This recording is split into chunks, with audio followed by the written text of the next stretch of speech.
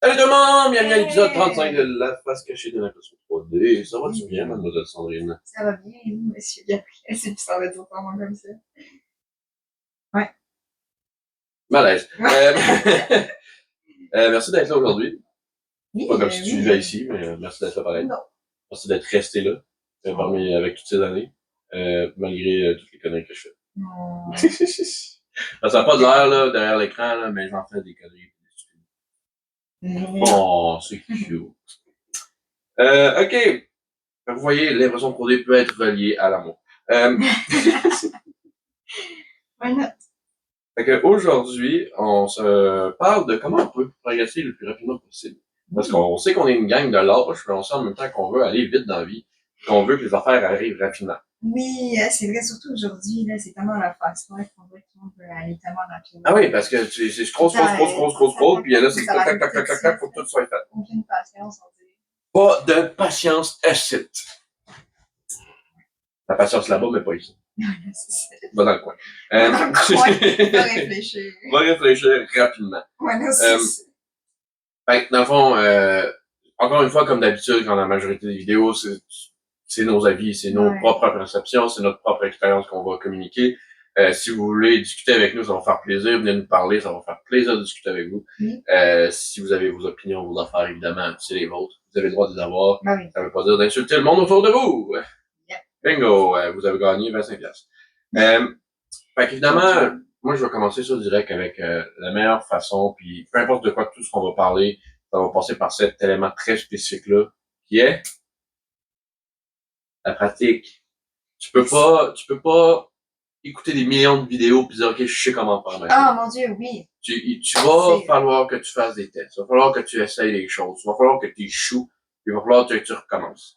Ouais, c'est plate, mais c'est ça. C'est la même chose si tu voudrais apprendre à faire du taekwondo, la même chose si tu voudrais apprendre à faire de la cuisine, la même chose si tu voudrais apprendre à faire la grande roue. Ouais, du vélo.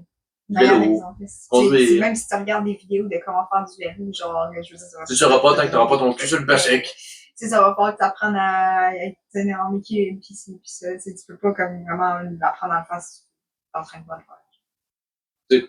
Pour vrai, moi, la première chose que je dirais, c'est oui, effectivement, il faut que tu ailles voir un peu de contenu pour voir un peu comment ça marche généralement. Faut que tu apprennes à faire c'est quoi les calibrations à faire, comme, tu sais, comment monter ta machine, si c'est une N3 ou des trucs de même, faut que tu apprennes à la monter. Puis après ça, ben, tu vas regarder, bah, ok, ben, comment ça fonctionne, je vais aller peser ces pitons dans l'ana. C'est sûr que tu vas essayer d'aller chercher une certaine base d'information pour éviter de la péter du moment que tu la reçois. Oh my god, c'est tellement chiant. C'est genre, tu te dis, j'ai passé, je sais pas, mettons 500$, puis là, t'arrives. Finalement, tu l'as fait tout croche, puis tu l'as fait exploser. Cool. Là, tu recommences. Ouais, non, c'est ça. Mais c'est ça, c'est que c'est d'apprendre, bah, c'est quoi faut que je fasse pour la calibrer, c'est quoi les choses qu'il faut que je regarde, c'est quoi les éléments-là. Mais c'est une fois que tu as tout ça, faut que tu plonges dans le tas et que tu le fasses. Est-ce que tu vas tout avoir parfait du premier coup? Non, c'est ça. Non, parce que, de toute façon, ça serait plat. Ouais. Effectivement, mais c'est rien, dans le fond, quand tu penses n'importe quoi, là, si tout le monde aurait tout le temps tout du premier coup, ben, ce serait pas particulier parce que tout le monde serait capable d'arriver et de dire, je prends une machine, je suis capable de faire ce que la même chose que toi, ça fait 15 ans que tu fais. Ah non, mais ça marche pas. T'aurais comme plus de motivation, en fait, à apprendre les mêmes choses. Ben, non, parce que t'apprendrais pas du tout. Ben, c'est ça. Parce que t'arrivais, tu le ferais, puis ça serait tout. C'est pour ça, toi, tu serais capable de faire, mettons, je sais pas, mettons, t'es capable de tenir sur tes mains. Moi, je ferais la même affaire. Tout le monde serait capable de faire ça, ben, tout le monde n'a pas serait. Ouais, c'est ça. Comme les singes, là, c'est quand ils font des pirouettes sur une branche, je pense que ça les impressionne. Non, ils ont du fun, mais ils savent tout faire ça. Non, c'est ça. C'est vraiment une drôle d'exemple que je viens de donner. Ça marche pareil. I guess. Bon, ouais, fait que ça, j'ai une petite citation de quelqu'un sur la communauté de Reddit 3D impression de 3D printing. Je vais redire ce que je viens de dire. Le r/3D printing sur Reddit. On progresse vraiment qu'en testant, en ratant et en ajustant peu à peu ses réglages.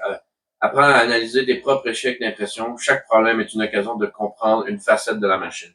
Tu vas beau connaître une machine, tu arrives avec une nouvelle, elle va avoir ses paramètres différents, ses contraintes différentes, ses particularités. Tu prends deux fois exactement la même machine, ils seront pas pareils parce qu'ils n'ont pas les mêmes moteurs concrètement, ils ont pas même s'ils ont les mêmes types de composantes, ils sont pas pareils, identiques de la même chose.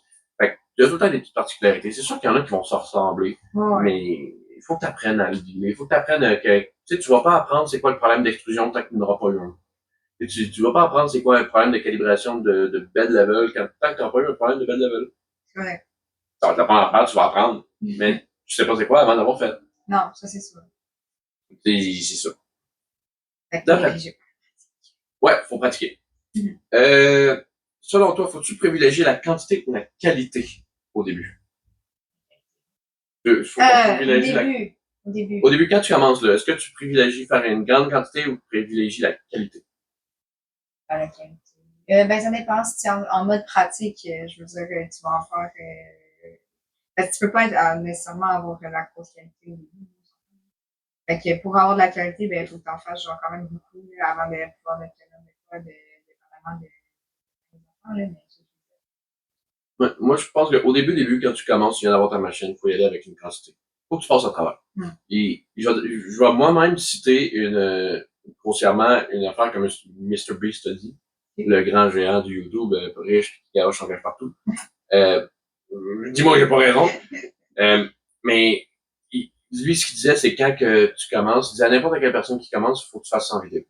Ouais. Peu importe c'est quoi le contenu, il faut que tu fasses à travers. Il faut que tu connaisses la mécanique, que tu l'aies fait suffisamment de fois pour être à l'aise avec ce principe-là, pour que tu aies pu y penser, pour ça commencer à développer autre chose. Faut que tu passes à travers.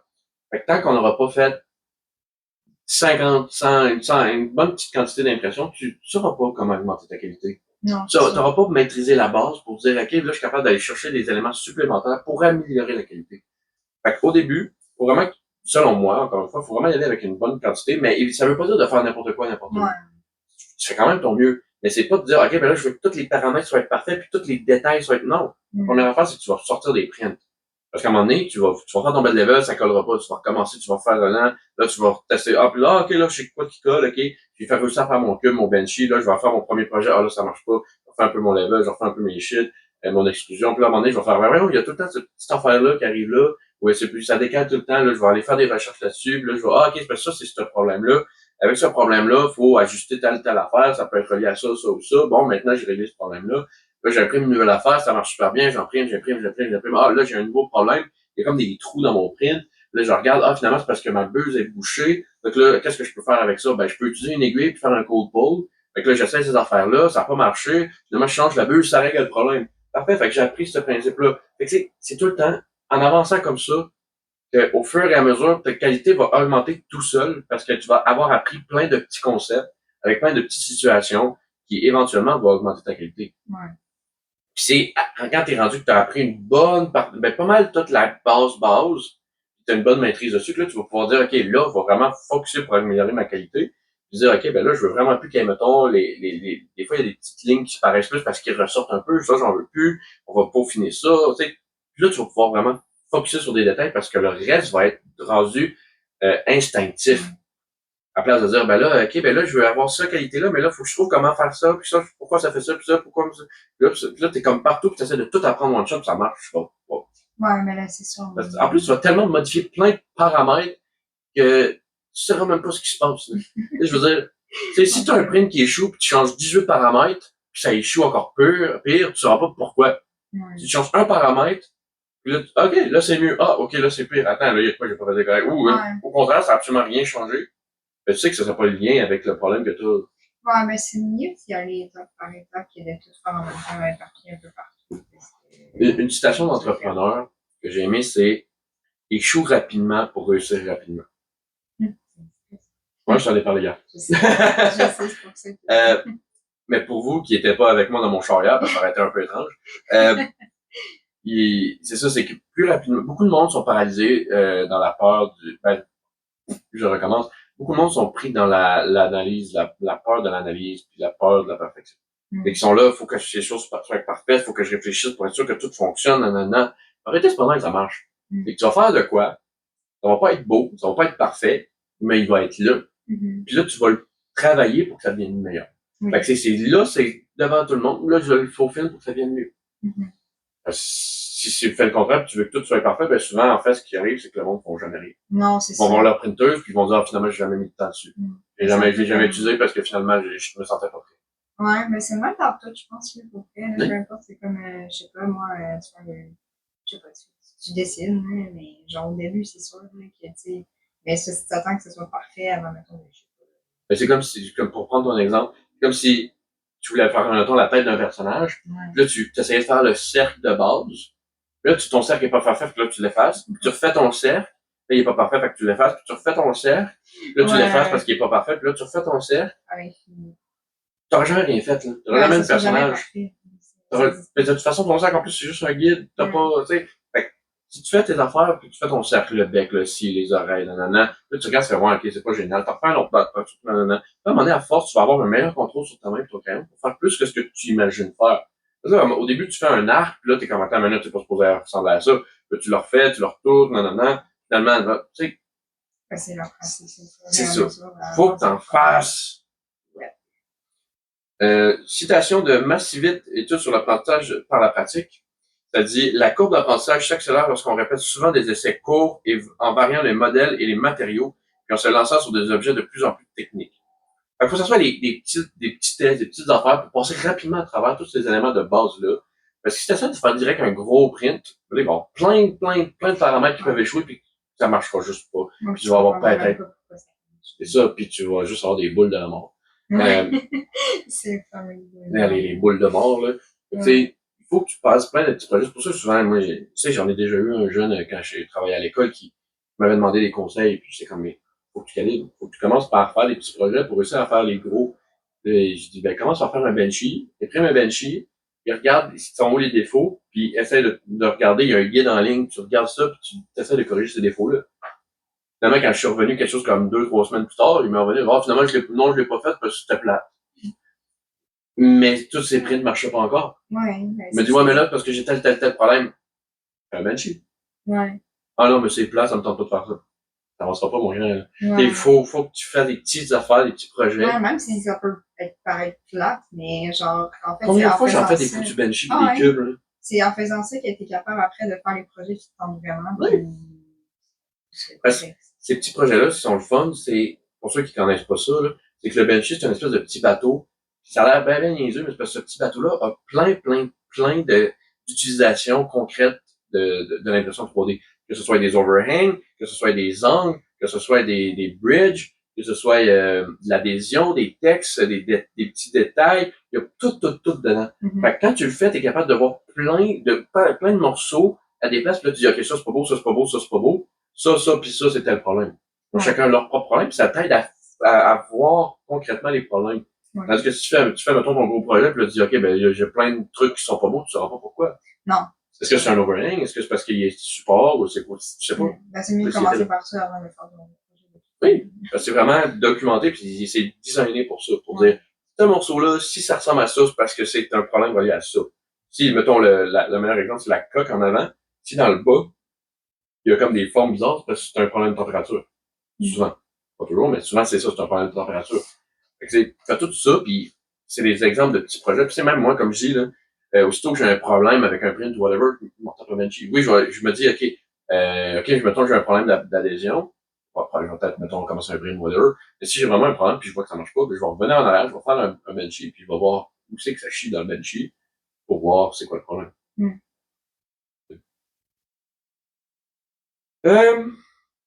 Les ressources en ligne pour comment tirer profit des ressources en ligne pour bien débuter, pour accélérer sa progression.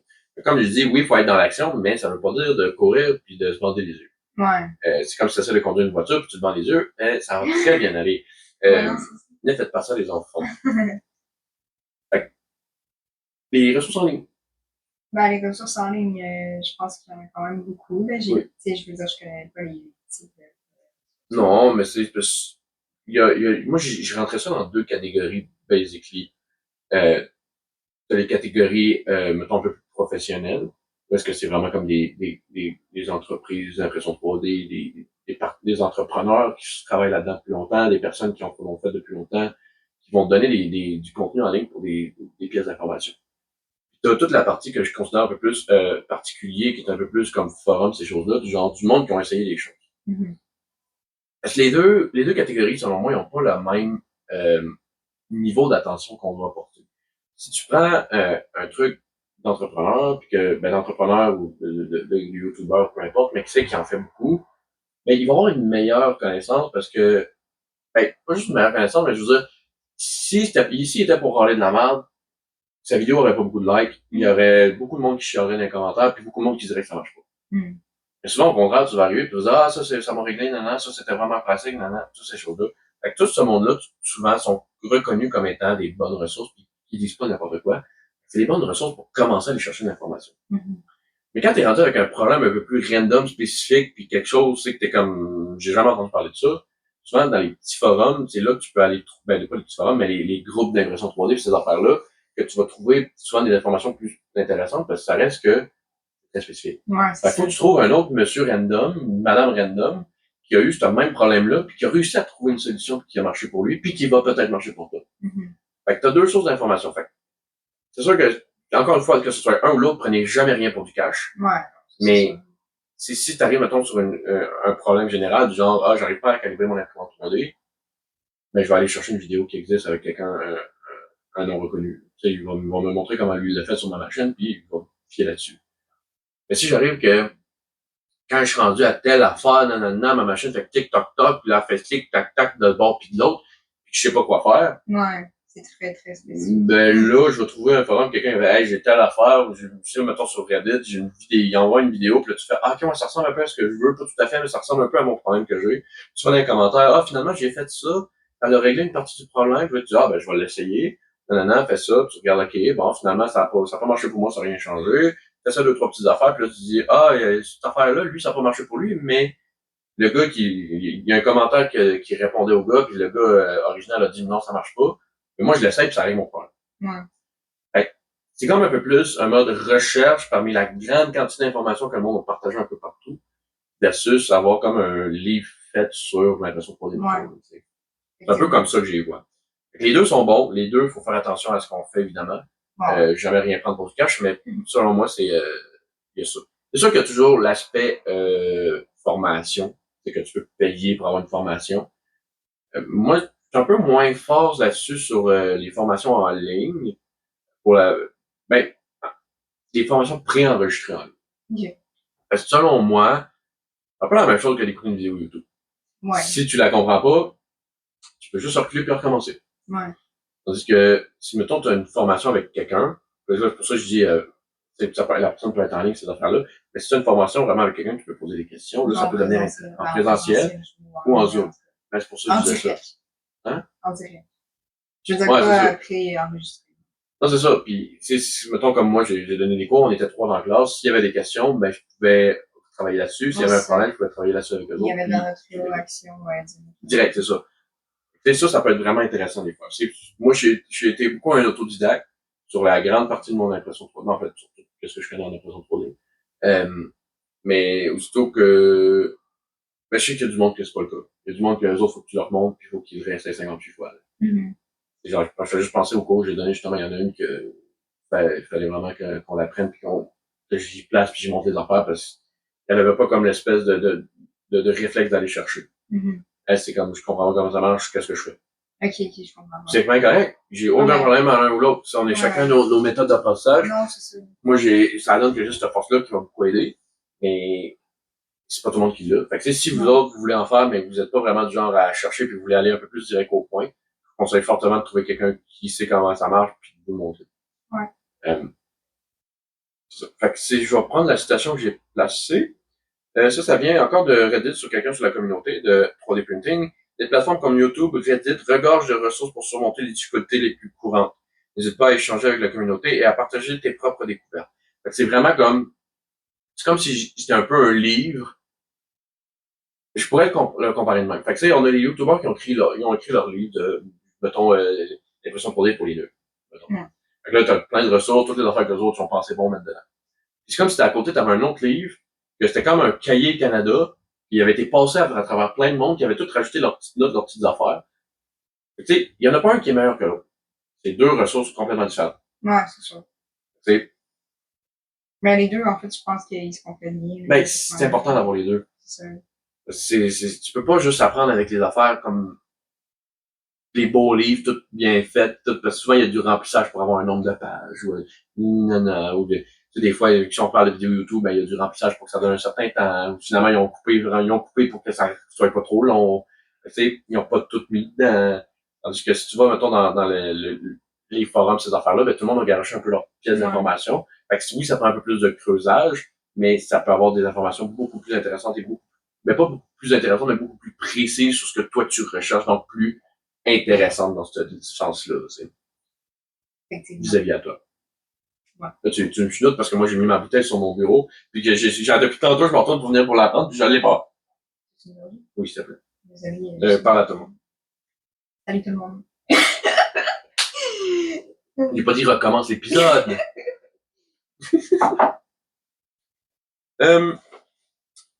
Évidemment, selon toi, quel réglage en premier faut-il qu'on regarde? Tu commences, puis là, tu te dis, je sais pas trop par quoi il faut que je commence et par quoi il faudrait qu'on commence. Sur ta machine, les réglages de machine. Oui, c'est exactement ça la question. C'est quoi les calibrations qu'il faut faire? C'est quoi les réglages qu'il faut faire? Les premières choses à apprendre. Je sais pas. Moi, la première chose qui me vient en tête, c'est le niveau plateau. Comme toujours. Les villages du plateau, c'est la base de la base de la base. C'est comme une maison. Si t'as pas un bon solage, t'auras pas de bonne maison. Ouais. Fait que l'impression 3D se passe tout sur ta première couche. Fait que le nivellement du plateau, c'est vraiment la base. Après ça, tu vas y aller avec les températures.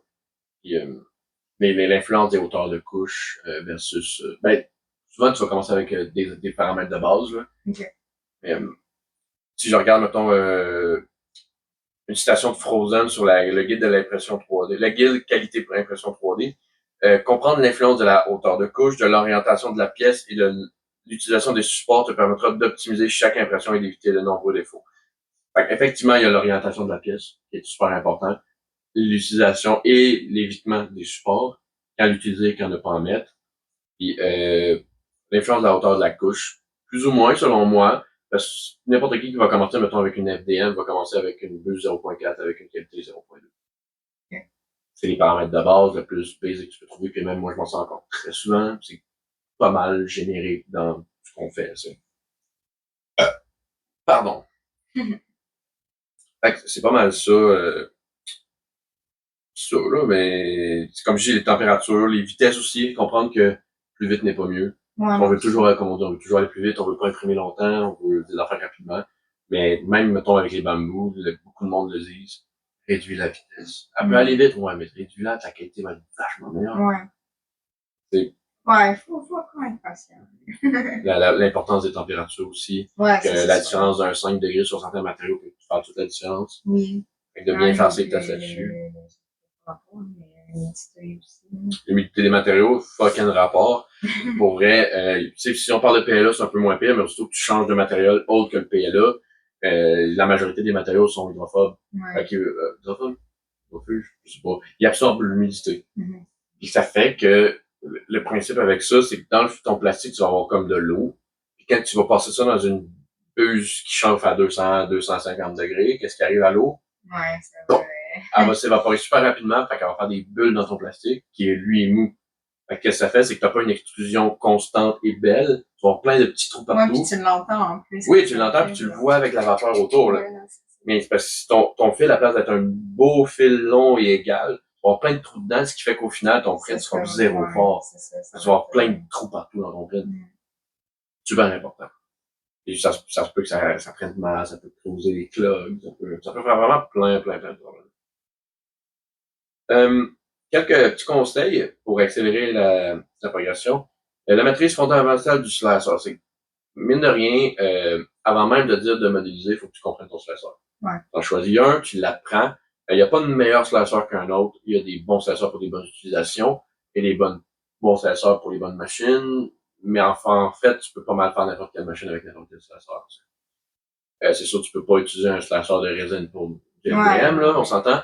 Mais, tu sais, quand tu restes dans le bon univers, mettons le FDM, ben, si tu peux, c'est pas une Cura, Prusa, Orca, Bamboo Lab, il y en a pas un meilleur que l'autre. Donc, chacun leur utilisation, chacun leur particularité, mais c'est d'apprendre à les connaître en tant que tel. Fait que il faut investir du temps pour découvrir les paramètres principaux que tu vas utiliser, puis à ajuster progressivement et noter les effets de chaque changement quand tu changes un paramètre. Pour apprendre à savoir, ben ok, ben quand je fais ça, ça change ça. Là, j'ai tel problème, j'ai changé ça, c'est parfait, ça l'a réglé. Faire tes propres profils. Si tu commences tout le temps avec tes profils de base, à un moment donné, il y a des affaires que tu vas changer, que tu vas optimiser, fait que tu faufines ton profil comme ça pour réussir à avoir des bonnes qualités d'impression. La calibration et l'entretien de la machine, c'est des choses qu'on crache beaucoup dessus. C'est beaucoup, même moi, là, j'ai un peu de misère des fois, mais d'arriver de dire régulièrement après quel bruit, régulièrement la nettoyer puis de remettre de la graisse, vérifier tes tensions de courroie, vérifier que tes vis sont toutes vissées. Mais de rien, ça vibre, ça shake. Ouais, donc, ça peut dévisser. Ça commence à user. Puis... Nettoyer le plateau. C'est ça. En fait, l'entretien général, je pense que ça prévient justement l'usure. Ouais. Ben, l'usure, mais ça prévient aussi les grosses catastrophes. Ouais. Si tu nettoies jamais ton plateau, tu mets tout le temps tes mains dessus, tu ramasses ton print, tu le mets, puis tu le remets dessus, à un moment donné, tu vas te revenir, tu vas avoir du spag et une boulette. Ouais. S'il y a une vis qui tombe, une courroie qui pète, ben, ça peut causer d'autres problèmes. Fait que, vérifie ton matériel, fais des petits updates, nettoie-le une fois de temps en temps. D'ailleurs, moi, je suis dû pour nettoyer ma P1S. Il y a un paquet de morceaux de fil partout. Mais il faut le faire. C'est un petit coup à donner. De toute façon, c'est pas besoin d'être la grosse affaire de la démonter, de la refaire. Non. Tu nettoies les gros morceaux, tu clignes ça, tu donnes un petit coup sur chacune des vis, les principales, les plus voyantes, puis c'est bon. Commencer avec on a parlé, mais commencer avec des modèles simples puis aller vers le plus complexe. Choisir des modèles téléchargés. Puis tu peux même essayer de les modéliser toi-même sur certains logiciels, si tu veux le faire. Mais commencer avec des affaires plus simples, plus courtes pour que si jamais il y a une erreur, ben, que tu puisses rapidement t'en rendre compte puis corriger le tir. À la place de dire, OK, ben, l'erreur arrive plus loin à cause que le support est fini par tomber, mais là, ça, entre la base puis le corps du print, c'est 2 heures. Ben, finalement, à l'heure 3, sur 24, ton print sheet, t'es comme, what the fuck? Là, tu recommences après tu sais, tu vas gaspiller beaucoup de plastique, beaucoup de temps. Tu commences par des petites affaires simples, puis fais plusieurs tests. Éventuellement, varier les différents matériaux. Pas toujours rester avec le PLA, parce qu'à un moment donné, oui, c'est un bon matériel, mais si tu vas apprendre certains éléments plus spécifiques, si tu vas vers le PETG puis l'ABS qui sont un peu plus capricieux, tu vas apprendre d'autres choses. Donc, justement, l'importance du séchage du matériel, la température, les courants d'air, le refroidissement, ces éléments-là. Et documenter les projets, fait que c'est garde une trace des paramètres que tu utilises, puis moi, souvent, j'ai un paramètre de base, puis après ça, si j'en ai, mettons, mettons, pour la SA, fait que c'est quand la SA, je commence toujours avec ce paramètre-là de base. Okay. Puis je sais que cela fonctionne pour la majorité de mes projets. S'il y a des particularités, là, je vais le changer maintenant. Si j'ai besoin de support, si finalement lui, je vais être sûr que les coins lèvent pas après 3 heures de print, mais je vais y mettre comme un bon support, un bon brim, ces éléments-là. C'est ça. Fait que pour finir avec une petite citation de la communauté Reddit de Hall 3D. La clé pour progresser rapidement, c'est expérimenter, documenter, partager ses découvertes tout en restant curieux et humble face à la critique. C'est en pratiquant souvent et intelligemment que l'on devient un maker aguerri. C'est vrai. Fait que teste des choses, aie du fun, fais pas chez les autres, puis partage tes trucs. Chose à ajouter? Non, mais je pense que c'est très complet et très pertinent. Okay, évidemment, prendre son temps. On veut tout aller vite, mais si tu vas trop vite, ben ça sert à rien de courir en avant du cheval. Il tirera pas plus loin. Non. Ah, c'est quelque chose ça. C'est weird, mais je sais pas. J'aime ça. Mais ouais, c'est ça. Fait que, prends ton temps, aie du fun, fais des recherches, puis la qualité va venir avec le temps. Tu peux pas espérer être Picasso après ta deuxième journée de peinture. Non, c'est ça. Fait que, have fun, puis partage tes trucs. Puis si tu as des petits trucs que tu as découverts au fil du temps, n'hésite pas à nous les mettre en commentaire. On va les partager avec le reste de notre communauté. Puis on se voit la semaine prochaine. Yep. Fait que bye bye tout le monde. Puis on se voit la semaine prochaine pour, je vais vous le dire, faut que je recule d'une page, pour est-ce qu'on peut-on vraiment tout créer avec l'impression 3D? Intéressant. On va parler de ça la semaine prochaine. Let's go. Bye bye. Bye.